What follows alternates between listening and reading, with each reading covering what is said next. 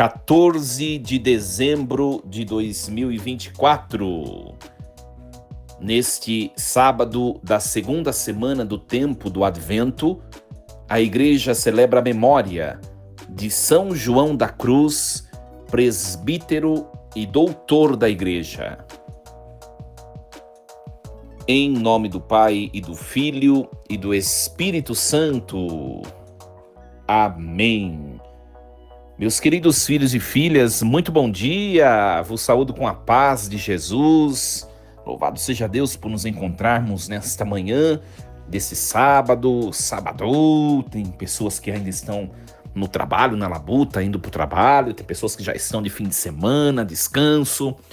Sejam todos bem acolhidos. Hoje nós meditamos a vida de São João da Cruz.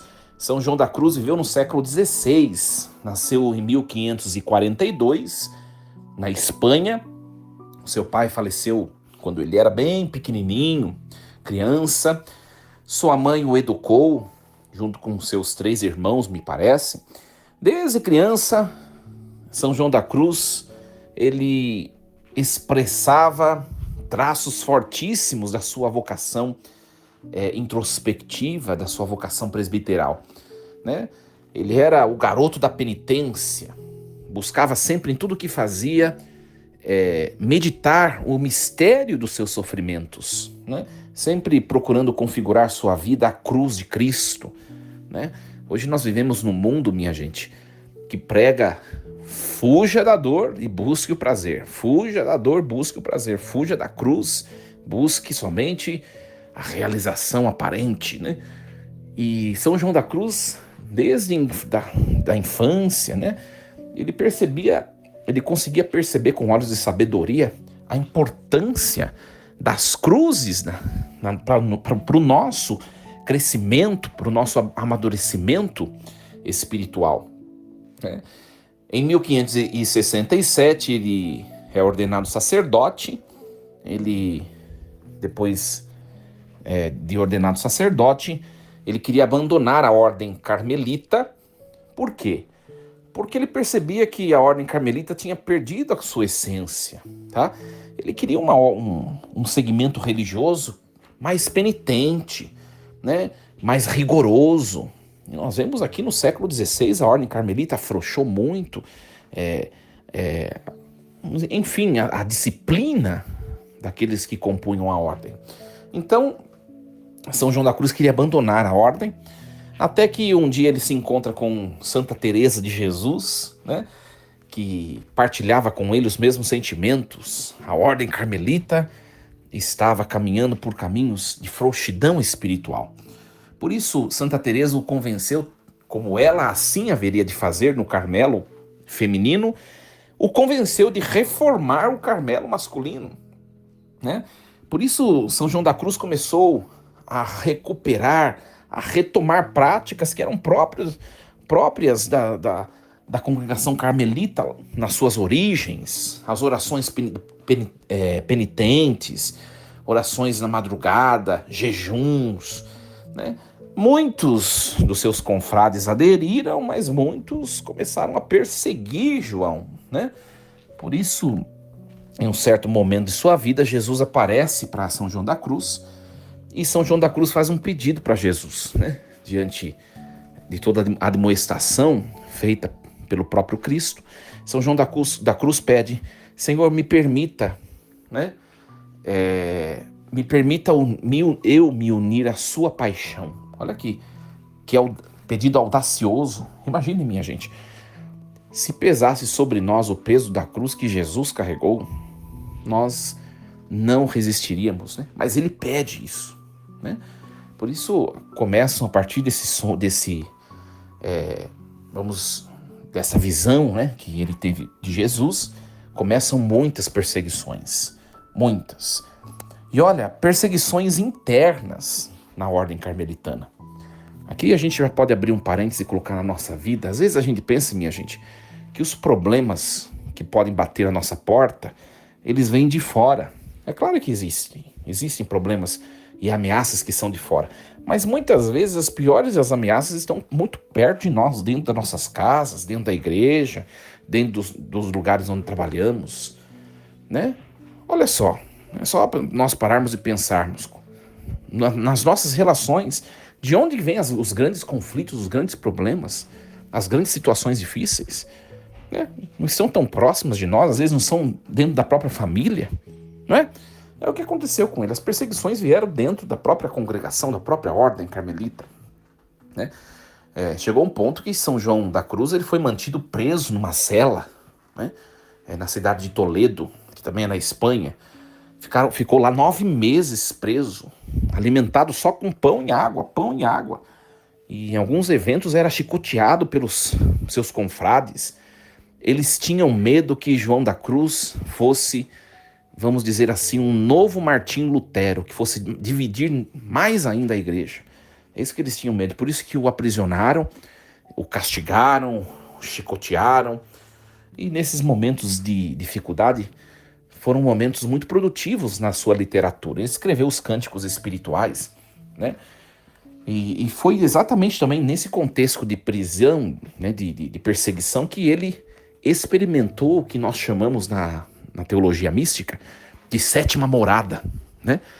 Ele pôde atingir aquele grau máximo de intimidade e comunhão com Deus, que é um grau que na carne a pessoa até levita, a pessoa até experimenta fenômenos que são contrários à natureza, né? E João da Cruz, e tanta comunhão com Deus nesse momento de perseguição, ele experimentou essa sétima morada, esse sétimo degrau, né, de aprofundamento na vida de Deus. E mais uma informação para nós também, que tem muitas a nos ensinar, né? Às vezes a gente pensa que a gente só pode experimentar Deus nos momentos de conquistas da vida. E olha, minha gente, São João da Cruz nos ensina, nos momentos de cruzes, é que Deus se torna muito mais apresentável, é que Deus se torna muito mais possuível. A gente precisa aprender com esse santo, né? Infelizmente tem gente que nos momentos difíceis da vida se afastam de Deus por questionar a Deus, por julgar a Deus, por questionar a igreja, se afasta das coisas sagradas, né? E como se Deus tivesse culpa das situações difíceis pelas quais nós passamos, né? Aliás, eu falava sobre isso na reflexão de ontem. Depois, São João da Cruz, não ainda cansado de tudo que ele já estava vivendo, todas as perseguições, ele pede para ser levado a um convento, onde ele sabia que lá tinha um superior que não gostava dele. Olha só, um homem que se entrega, como Cristo se entregou à cruz para ser martirizado, né? E lá ele foi perseguido, com certeza, e enfim, caminhou dessa maneira, chegando o momento da sua partida desse mundo. É muito interessante que Deus entregou a São João da Cruz um dom especial. Ele sabia o dia e a hora da sua morte. Por isso, quando chegou o momento derradeiro, ele foi preparando as pessoas, né? Ele pediu exatamente para esse superior que o perseguia, autorização, né? Ele pediu autorização para que ele fosse sepultado com aquele hábito que ele estava vestindo. E aí o superior disse: mas quem disse que você vai morrer? Ele incisivamente disse: eu vou morrer, né? E quando acontece o óbito, aquele superior, se lembrando das palavras de João da Cruz, né? Se lembrando de que ele havia profetizado aquele superior se converte de maneira profunda a Deus, né?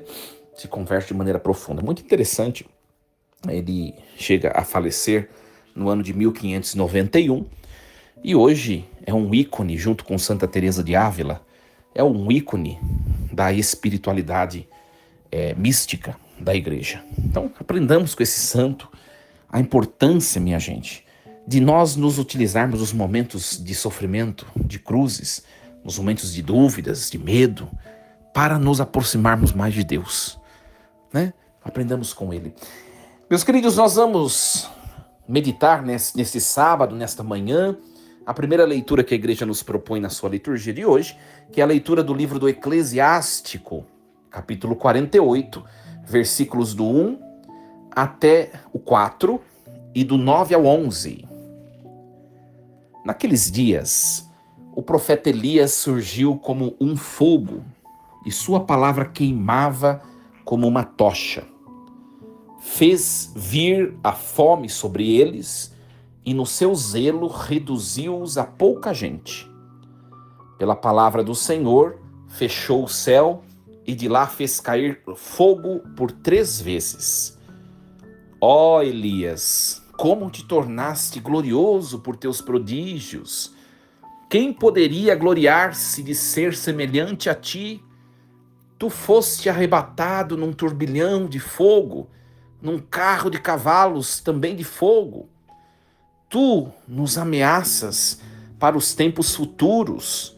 Foste designado para acalmar a ira do Senhor antes do furor, para reconduzir o coração do pai ao filho e restabelecer as tribos de Jacó. Felizes os que te viram e os que adormeceram na tua amizade. Palavra do Senhor. Graças a Deus. Meus queridos, hoje nós demos uma pausa no texto da profecia de Isaías e começamos agora a refletir hoje um pouquinho do texto do Eclesiástico. O Eclesiástico é um texto dos primeiros anos do século II a.C. Então nós estamos já 2 séculos próximos de Jesus Cristo. Esse texto foi escrito por Ben Sirá, né? A palavra Ben, que significa filho, né? Jesus, um homem que se chamava Jesus, não é Jesus de Nazaré, viu, minha gente? Jesus Cristo, não, é outro. Ele se chamava Jesus e ele, no próprio texto, ele se identifica como filho de Sirac, né? E este homem, esse Jesus, filho de Sirac, ou Jesus ben Sirá, ele gravou nesse livro eclesiástico algumas instruções de sabedoria e de ciência. Então, é um livro sapiencial, um livro cheio que vai falar de como viver com sabedoria, né? E aí, para encorajar os seus discípulos da sua época, né, a seguirem os mandamentos da Torá, lembrando que esse tempo é um tempo do helenismo, né? É a era helenística, a era da ameaça aos valores religiosos judaicos. O século II é um florescimento do helenismo, a cultura pagã. Então, Jesus ben Sirá, o texto, ele vai fazer uma forte, nos últimos capítulos, vai fazer uma forte referência à importância de seguir a Torá, de seguir a escritura do Antigo Testamento, né? O texto do Pentateuco, né? A Torá judaica é o nosso Pentateuco, os 5 primeiros livros da Bíblia, né? Então, nos últimos capítulos do livro do Eclesiástico, que vai do 44 até o 50, hoje nós lemos um trechinho do 48, né? Então, do capítulo 44 ao capítulo 50, ele vai fazer uma grande reflexão sobre alguns homens ilustres de Israel, né? Que são como modelos de fidelidade à Torá. E é claro que a conclusão do livro é a seguinte: se esses homens que são modelos, eles seguiram a Torá, né, a Bíblia, do Antigo Testamento ou o Pentateuco, nós também devemos seguir. E a leitura de hoje apresenta um desses homens ilustres, que são relatados, como acabei de dizer, no finalzinho do livro. Este que é apresentado hoje é Elias, né? Então, minha gente, Elias viveu num momento histórico, né? E vamos voltar, lembrando que o livro do Eclesiástico é o século II antes de Cristo. Mas quando ele fala de Elias, ele nos reporta para vários séculos antes dele, né? Então, Elias viveu num tempo em que o povo de Deus, o povo de Israel, estava imerso em todo tipo de pecado, né? E aí aparece a imagem que nós vimos hoje, né? O profeta Elias surgiu como fogo. Começa o texto assim hoje, né? E sua palavra queimava como uma tocha.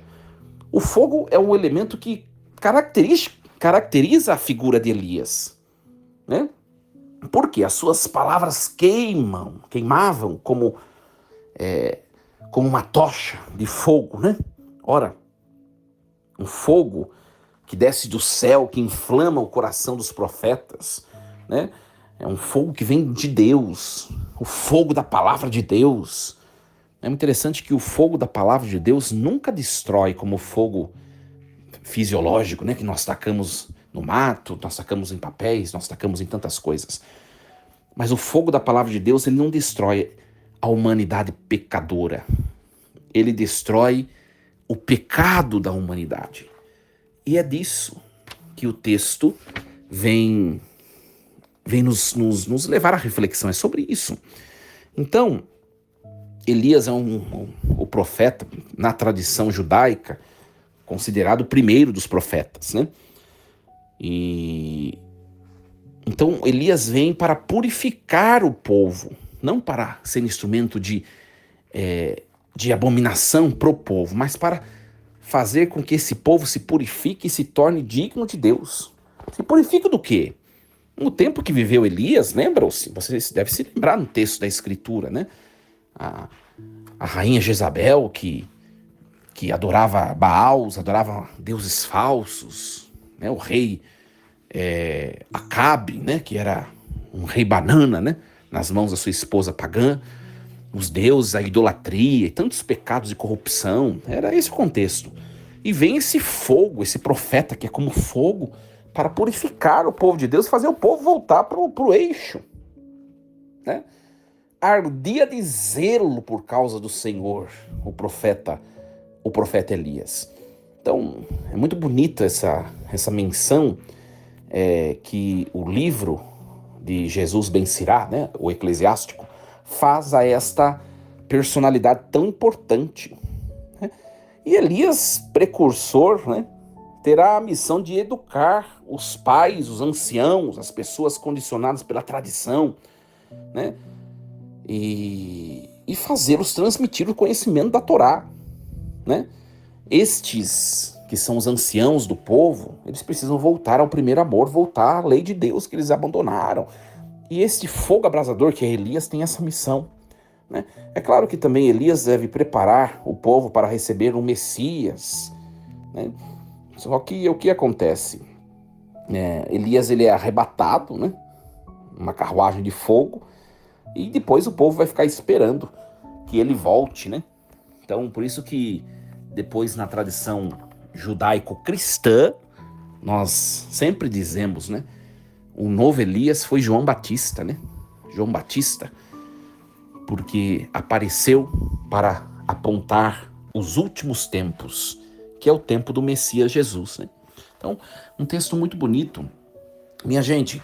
E colocando na vida da gente, né? Quantas coisas também em nós, né? A gente não está muito longe do povo de Israel. Quantas coisas em nós, hora ou outra, precisam ser queimadas, ser purificadas. Quantas intransigências, né? Nas nossas escolhas. Quantos pecados estruturais, sociais e também morais, pessoais, nós cometemos e nós precisamos nos converter, né? E este fogo abrasador que vem queimar as nossas culpas, hoje nós diríamos que é o próprio Cristo Senhor que vem a nos perdoar por meio do sacramento da penitência, né? Quando nós nos aproximamos de um sacerdote, aliás, o tempo do advento é um tempo para isso, um tempo para a gente se reconciliar com Deus e com o próximo. Quando nós nos aproximamos de um sacerdote, né, é como que um fogo que cai em nossa alma, queima, abrasa a nossa alma e faz sumir toda a impureza do pecado e deixa a nossa alma límpida, tal como o ouro e a prata assim permanecem como é submetida a um alto grau, né, de temperatura no fogo. Nós precisamos fazer essa experiência, minha gente. Às vezes a gente se aproxima do Natal e a gente não faz nada para ter sentimentos diferentes. Nós temos de perceber em nós sentimentos diferentes. Nós temos que perceber em nós passos a serem dados, né? Se nós não estamos nessa vibe, né? Ou seja, uma vibe de edificação humana, de melhora, de crescimento, de amadurecimento, quer dizer que a palavra de Deus não está fazendo efeito em nós. Não é? Então, nos aproximamos do Natal. Eu não sei você que está me escutando, o que você tem vivido na sua vida pessoal, familiar, no seu trabalho, nos seus relacionamentos, mas é tempo da gente deixar, purificar, deixar de lado tudo aquilo que não nos faz bem. Sabe, minha gente? Às vezes a gente fica carregando fardos, fica carregando gente engasgada, fica carregando pacotes atrás de nós, né? E coisas que a gente pode largar e deixar no passado e deixar para trás para viver uma vida diferente, uma vida nova. Que passou, passou. Hoje o Senhor nos dá a oportunidade de olhar para frente e perceber que o tempo passa depressa e que nós temos uma vida toda para viver. Uns têm pouco tempo, outros têm muito tempo, né? Só que nós não sabemos quem tem muito, quem tem pouco tempo. Eu não sei que dia que eu vou morrer, você sabe? Eu não sei. Ora, né, hoje nós celebramos a memória de São João da Cruz. São João da Cruz, ele recebeu de Deus esse dom extraordinário de saber o dia que ia morrer. Mas nós não. E se nós não temos essa certeza, precisamos viver bem hoje. Hoje. Vou fazer uma pergunta, você que me escuta nessa manhã deste sabadão. Ora, você vive bem? Você está de bem com todos? Você deixou de lado coisas que não vale a pena ser levadas junto com você? Você tem vivido uma vida nova? Você tem manifestado diante de Deus a gratidão pelo que você tem, pelo que você é hoje? Que nós façamos essa experiência. Eu, em nome de Jesus, exorto, primeiramente a mim mesmo e depois a vocês que me escutam. Vamos viver um Natal cheio de Deus, cheio de paz, com novos projetos, com novas expectativas, com novos sonhos, né? Trazendo novas metas, né? Que Deus nos ajude e desejo a vocês um excelente sábado, cheio de Deus, muita paz. E hoje nos recomendemos a intercessão de São João da Cruz. Força e coragem. Meus queridos, hoje é sábado e agora amanhã a missa será transmitida. Se você gosta de assistir missa ao vivo, assista na minha paróquia. A missa será transmitida no período da noite, né? Se não, você espere que será postada a homilia. Então amanhã você pode acompanhar a homilia. Aliás, é postado nas minhas redes sociais e também fica a transmissão, a gravação da missa toda nas redes sociais da minha paróquia, tá bom? E nós voltamos com esse programa, Reflexão Diária, na próxima segunda-feira, se Deus assim nos permitir, nós nos encontramos. Peço a você que curta a mensagem, compartilhe. Bom fim de semana, força e coragem, em nome do Pai, do Filho e do Espírito Santo. Amém. E lembremos-nos sempre, Deus está no comando de tudo.